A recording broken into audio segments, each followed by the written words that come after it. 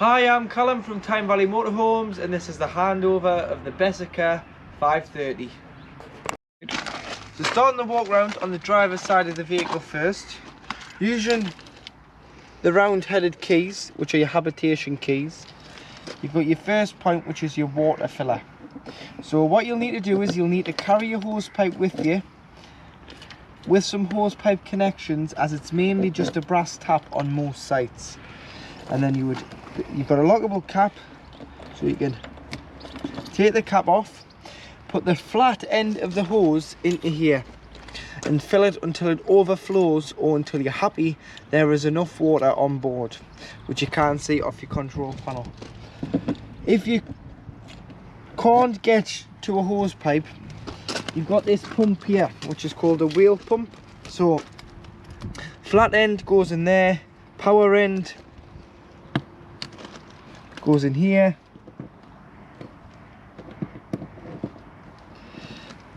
bring a barrel, bucket, aqua roll, container of water to the van, pop the pump into the water and into here, and it'll suck the water out of that container and put it into the main freshwater tank on the vehicle. So you've got two ways of filling with water.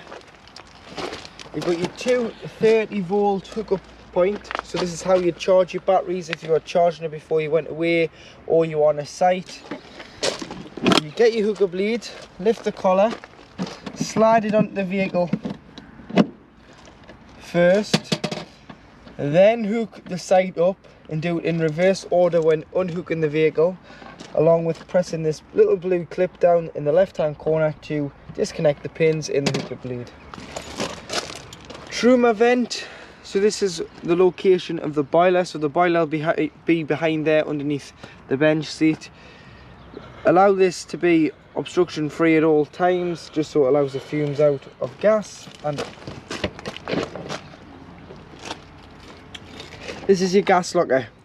So you can fit two 6-kilogram propane bottles in here. So what you do is you'd put them into position, and then before you connect the pigtail, you'd put this over the top of the bottle, tie it down, and then you'd continue to connect the pigtail. So to connect the pigtail, what you need to do is, it's a left hand thread, so opposite threads with it being gas. You'd hand tighten it, and then you'd use a gas spanner of some sort. So grab yourself an adjustable wrench, nip it up, and then turn the cylinder on and off from the top of the bottle. Make sure that the cylinder is turned off before you do start driving, as it's a lot safer to have the gas to be off than to be on when traveling. And then you can carry a spare, like I've said, so if one did go empty, you just disconnect the pigtail and connect it to the other bottle.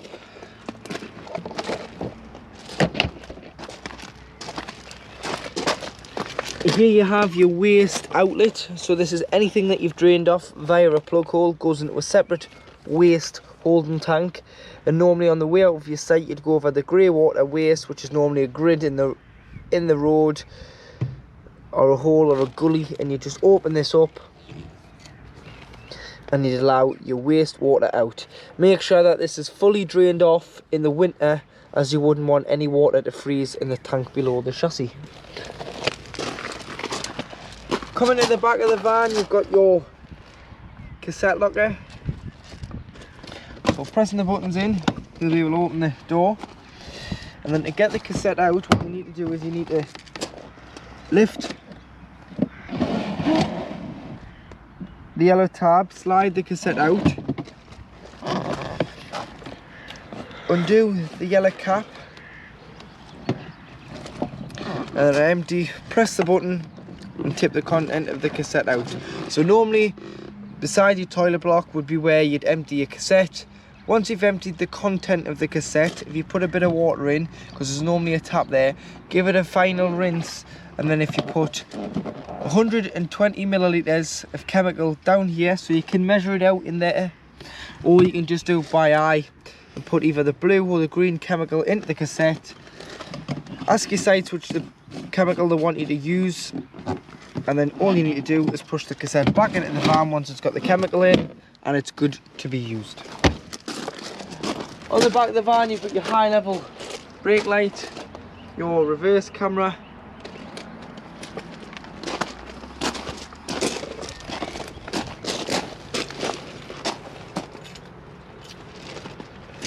You've got this added security lock, Malenko safe lock, so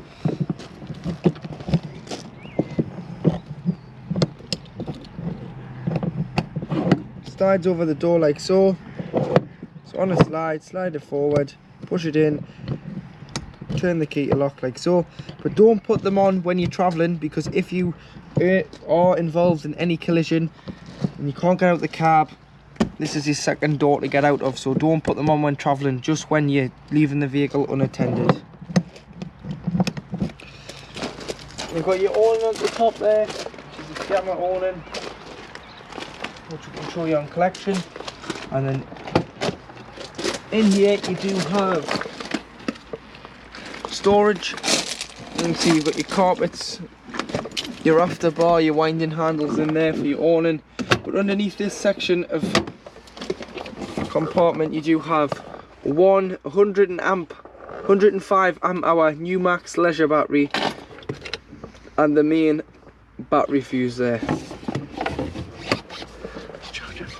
And then you do have the charger on the wall, so that charges your leisure battery when you connect it to mains 230 volt.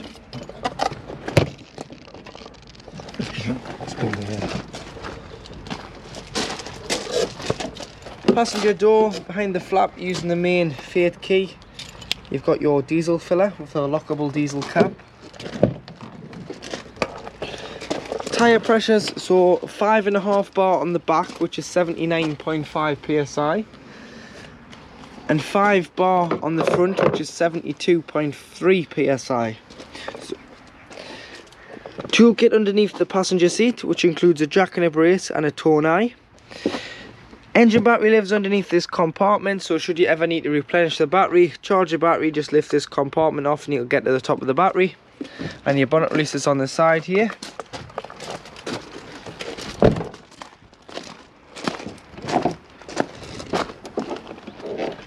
So you've got all your fluids to the left hand side. The main one you're going to need, which is your screen wash at the far back.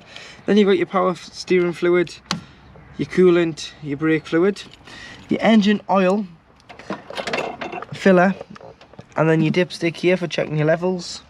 Paint code on this sticker. And then if you ever need to jump start the van, as the battery's underneath the cab floor, you'd earth off this point here by the passenger headlight, lift this cover up, and that's your positive for giving or receiving a jump start. So above the habitation door you do have your 12 volt control panel. So if you're hooked up, you'll get a little wiggly line near the time, which means you are receiving 230 volt. If you haven't got that sign on, then you are just receiving 12 off your leisure battery, as you're not hooked up. But you've got your on off button here, which is known as your master switch, so you just press and hold that. You can scroll through the different settings here, so it's telling you that you've got half a tank of fresh water and 0 waste. It's telling you that your trailer battery, which is your leisure battery, is 14.2 volts, and that your truck battery, which is your cab battery, is 12.4 volts. But take the hookup out to get a true reading of your batteries, because when the charger is on, it's giving you a false reading. Press again and you've got the ampage currently coming out of your leisure battery, so 0.80 amps. And then you've got this switch here, which charges your vehicle battery. And going down the left hand side, you've got your pump. So you need to turn your pump on should you want to use the taps, toilet or shower. Otherwise you'll just get whatever's left in the lines until nothing comes out. Putting the pump on, you'll get a pressurized flow of water. Next one, you've got your tank heaters. So if it's going to potentially freeze overnight and you're away in the winter time, you can put your tank heaters on and it'll stop the water from freezing in the tanks bolted to the chassis.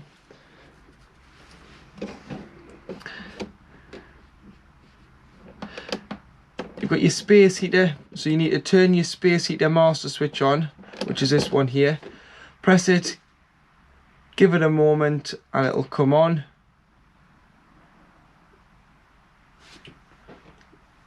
Like so. So it's not a rapid button. You've got to press it once, give it about 10 seconds, and then the light will light up, and that just sends power down to the switch, which I'll show you in a moment, for your heating in the vehicle. And below you've got the same again, but this one's for your master switch for your water, so hot water on there. This side you've got your lights, so you've got your outdoor light at the top, which is your on light, then you've got your indoor lights, and then you've got the button on the bottom which turns off your lounge lights, and then you just go through the switches until all the lights then turn themselves off.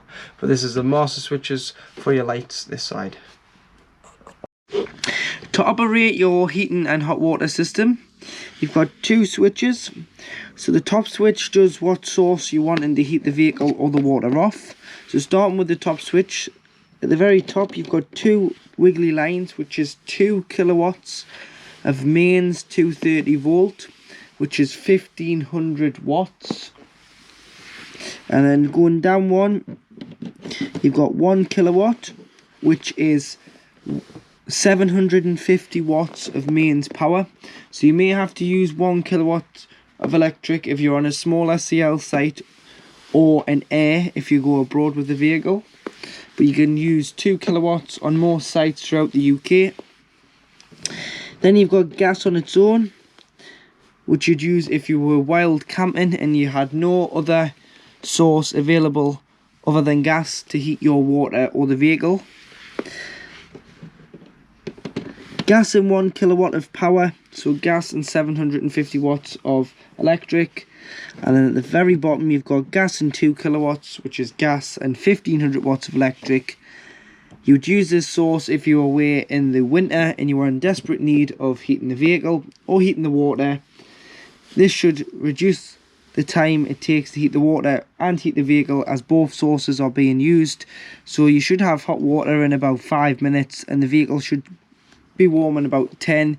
You would knock the gas off, put onto electric, and allow the electric to continue to heat the gas, the water, or heat the vehicle.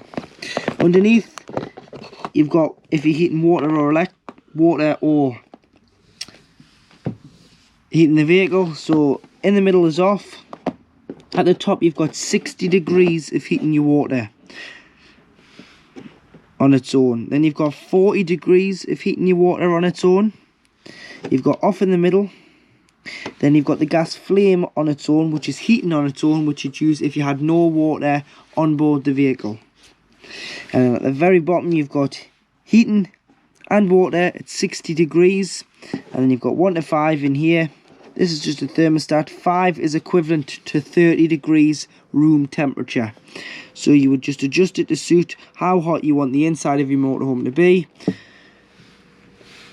Adjust which source you want to heat, either water and the vehicle, or just water, or just heating, and then what source you're physically using to heat either the water or the vehicle and the water together. Underneath the bench seat behind the driver's seat is the location of your Truma boiler. So your Truma boiler can heat 10 litres of water up at any one time. In the winter, especially when we're experiencing colder weather, it's very important that you drain the boiler off when it's not in use, because you wouldn't want the water to freeze in the boiler. So what you need to do is, down the side of it, you've got this yellow drain down toggle. So when it's lying down in the position it is in now, the boiler is able to hold water on board. So what you need to do is, you need to lift it up, stand it up on end, and it will drain the 10 litres of water directly out underneath the vehicle. Leave that stood up when you're not using it. Open all the mixer taps into the middle position of the mixer throughout the motorhome, and remove your shower head from your shower hose and lie that in your shower tray, just so no water coils up in the U-bend of the hose.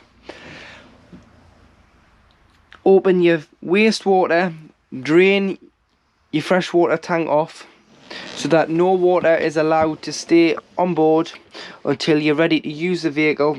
And then when you're ready to reuse it, you'd shut your boiler, shut all your taps, assemble your shower head, put your plug back in your freshwater tank, shut your waste, fill the vehicle from outside, so the water will come in here and fill your freshwater tank. Then you would come in, you'd put the control panel on and you'd put the pump on. You'd go at the cold side of the tap first. You'll get an automatic pressurized cold water feed, because it's not transferring the water, it's coming directly via the freshwater tank, via the pump to the tap. Go at the hot, it'll cough, splutter, make all sorts of noises, and it's pushing the air out of here because it's got no water in until 10 litres of water fill this boiler, and then you'll get a free flow of water from the tap. This is when you know that your system is then primed. Start with one tap. The first tap will take the longest, then do the next tap, and do all the taps throughout the van, and your system's primed. But please drain your boilers off in the winter, because it's not covered under warranty and it's a very costly mistake to make. You've got your water pump at the back there as well, and then you do have your trips. So these are your mains 230 volt trips, and you've got your battery charger on there.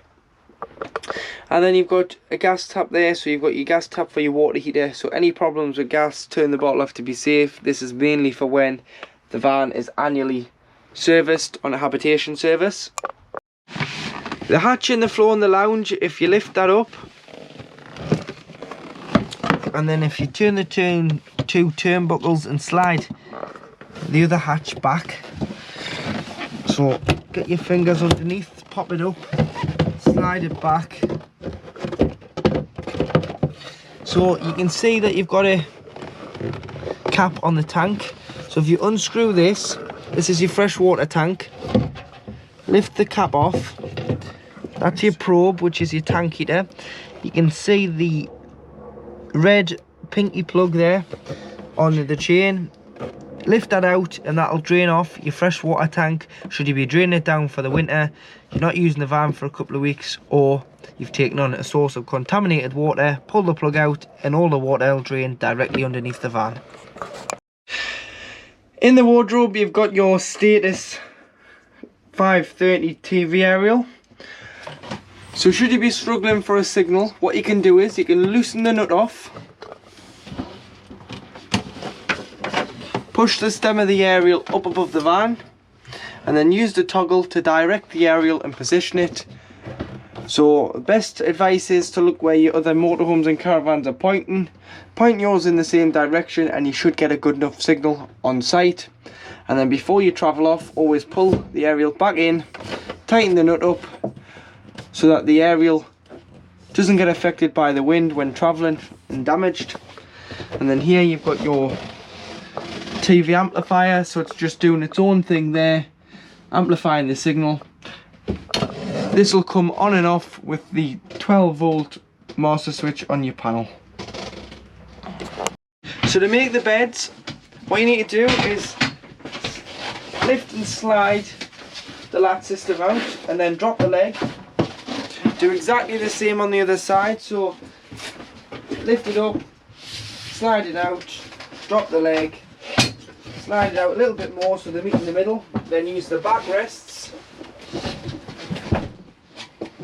from both sides into the middle, and there you have formed your large double bed. You can also turn these cushions upside down to match these, so you get the flatter surface to sleep on, but it's entirely up to yourselves. But that's how you'd form the double bed on the Bessacarr 530. So in your washroom area, so as long as your master switch on the panel's on, you'll be able to turn your light on in the washroom. And you have toiletry storage underneath the sink with a towel rail, and obviously a hand basin tap. Shower hose there, so like I was saying, unscrew the shower head from the hose, lie that down, because as you can see you don't want any water to sit in here. This is your duck board, which allows you to bear weight across the shower cubicle so that you're not standing in one spot, and it also helps with the drainage of water. Making sure that you've locked your shower screens back before you do travel will stop them from clattering about, but you can shut the shower off from the toilet so that the back area doesn't get wet when using the shower. More storage up there, toilet roll holder, and then to use the Thetford toilet, so making sure that the pump's on, because with the blue button here is your freshwater flush. You can press the button, you get a bit of flush there. Put some water in the toilet before you use it all the time, because it helps lubricate the seal between the blade and the cassette. And then before you do use the toilet, this grey lever here is known as your blade handle. If you push that away from you, so to the right, you've opened the hatch. Everything now goes into the cassette. You can use the toilet with this open, and then all you need to do is, once you finish using the toilet, give it a flush and then close it back to the left, which will then allow you to take the cassette out the outside of the van should it be full. And when it is full, this person here emptying the cassette will light up red, meaning that your cassette is full and is now ready to be emptied, replenished with chemical and put back in the vehicle. To operate your TV, which is 230 volts, so you need to be hooked up for the telly to work. If you're not hooked up, then your telly won't work because it isn't 12 volt. You'll be able to turn it on, point the remote to the right hand side. There's your telly on, but you will have to retune it every time you move locations, which is a case of pressing menu.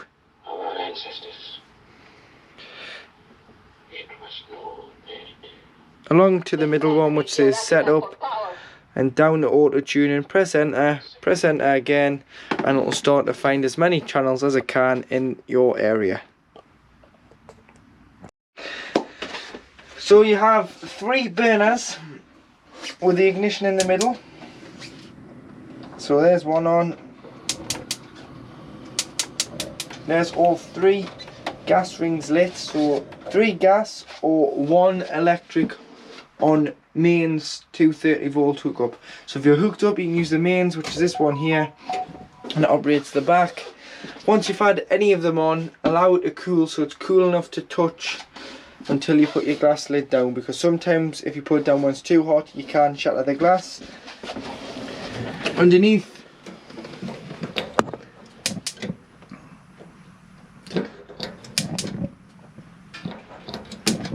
hold it in for a little bit longer just so it keeps the thermocouple warm, then you can let go, and that is your grill lit.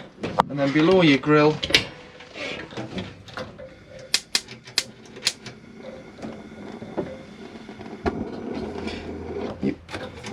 you've got your oven. You may want to take your oven shelves and grill pan out when travelling, as sometimes they can cause a little bit of vibration when on the road. And underneath here you've got some storage. You've got your main master plug here for your electric hot plate, and then you've got gas taps in the corner there. So you've got a green one, which is the hob and oven combination, and then you've got the blue one, which is the fridge. So any problems with gas, turn the bottle off to be safe. These are mainly for when the van is annually serviced. To operate your Thetford fridge, so to turn the fridge on and off, you press this button here. Press and hold and it'll turn it on. Press and hold and it'll turn it off. As you can see there, it says A, which stands for automatic energy selection, and it's got a picture of a plug, which is 230 volt hookup. So if you were on a site or you were at home and you were pre-chilling the fridge, this is your source you would use. But what I would do is I would just leave it on automatic, because what automatic does is it picks the best source available to the van at any one time. So if the van's hooked up, you've got hookup. If the gas is switched on but you hooked up, it would still use hookup because it knows not to waste your gas. And then when you start the engine, it'll go over the battery setting, which isn't off your leisure battery, it's off the engine battery. Only when the vehicle is running. So the engine must be switched on for this to work, otherwise you'll get code 6, which is no 12 volt. And the 12 volt setting is only to keep the shopper nice and fresh until you arrive at your next site. So what you would do is you would pre-chill it at home a few days beforehand on mains electric. And then put your shopping in the night before, allow that to chill. And then when you come to drive off, just start the engine first, then unhook the vehicle, and it'll go on to mains. It'll go from mains to 12 volt off the engine. It'll keep your shopper nice and fresh until you arrive back on site and either hook up or go on to gas, and it'll wait 20 minutes before lighting on gas. So if you want to manually put it on to gas, what you've got to do is you've got to press the square button, eliminate the A, you've got hook up, you've got battery, and you've got gas. All it does is it'll wait 20 minutes before lighting on gas, because if you've pulled in for diesel, the last thing you want sparking is your fridge if you've left your gas bottle switched on. Here you have your temperature, so 5 being the coldest. Full blast when pre-chilling. Once you put your shopping in, just turn it down to 3 or 4 maximum, because it can sometimes freeze the fridge. And then once you've finished using the fridge, you need to clean it out, and you need to leave the door open, otherwise you're trapping the air and you're going to get a smell on the fridge. So underneath the catch you've got a little toggle here, so that just clips into here and allows the door to stay open, so smells, air won't get trapped, and there'll be no mold and smells coming from the fridge. Now in the cab, so to the right of the driver, between the seat and the door card, is your handbrake, which is just here. And then on the doors you do have your electric driver and passenger windows, followed by your electric mirror adjustment. So you do have 2 mirrors you can adjust on both sides, so 1 being the big mirror and 2 being the smaller blind spotted mirror. So you can adjust them electronically from inside the cab via here. You've got Rimmers car blinds fitted in 2 parts on the passenger and driver's door. So that'll black the cab out on an evening or when you're parked up, but you can't have these closed when driving. I know that they're in 2 halves, but you've got to have them both opened when travelling. And then you've got the same on the windscreen, so you push 1 up, 1 down, and then you'll be able to slide it, and it'll clip in the middle on a magnetic strip. Put a hairband or an elastic band round here if it's going to be a windy night, just because it is just a magnetic strip. You don't want them to ping open during the night. Headlight adjustment here, and then you've got a trip computer on the end of your wiper stalk. So if you press the trip computer, it'll go through the mileage that you've covered, the miles per gallon, the instant miles per gallon, so that doesn't work because we're not moving, but yeah, the average speed and the time. Lights and indicators on here.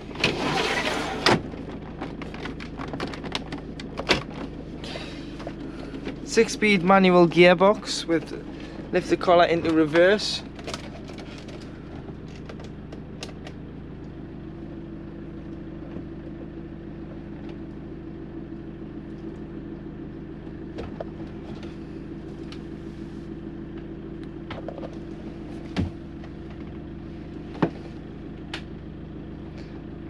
Which brings on your rear view camera. So this is your screen here. So this is your rear view camera. You can't move the screen, so just position it well so that you can look between the 2 mirrors and the screen. That's obviously showing the back of the motorhome there when in reverse.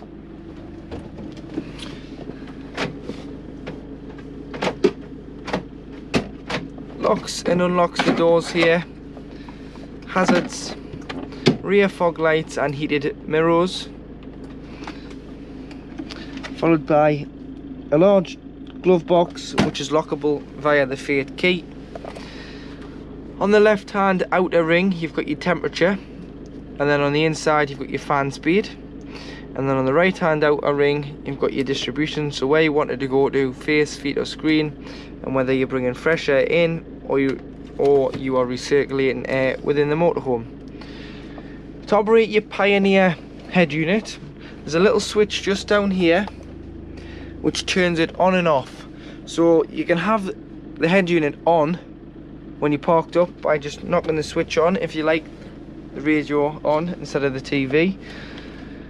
And then to operate the head unit, search for your favourite stations, press 1 to 6 to save them, wait for it to beep and that'll preset them. Or you can press SRC and go to disc, tip the head unit forward and you can put a disc in here.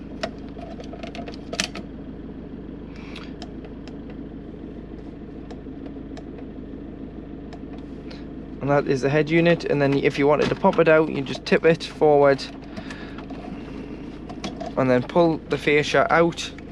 There's a little box you can put the fascia in so that you don't leave the head unit in the van if you don't want to. And then just push the right hand side in first, followed by the left, and the head unit comes back on.